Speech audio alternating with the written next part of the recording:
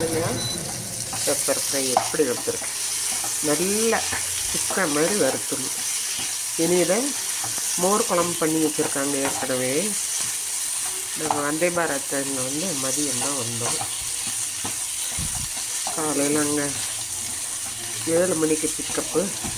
நல்ல தாராளமாக வயசானவங்கள உட்காந்து போகாமல் வண்டி முன்னாடி நிறுத்தியிருக்காங்க. 100 ரூபா தான். அவ்வளோ லக்கேஜு இது எல்லாம் ஏற்றி கொண்டு வந்து இதுலேயே பிளாட்ஃபார்ம்லேயே விட்டுறாங்க கரெக்டாக. எந்த பிளாட்ஃபார்மோ அது அதை யூஸ் பண்ணி பழகுங்க.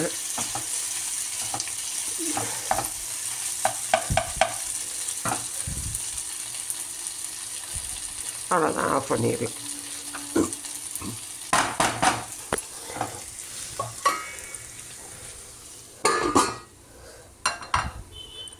இது நாளைக்கு பிரியாணிக்கு மேரினேட் பண்ணுறேன். இது வந்துட்டு சாதமும் பெப்பர் ஃப்ரைமும் இது மோர் குழம்பு கொஞ்சம் விட்டு போகிறேன்.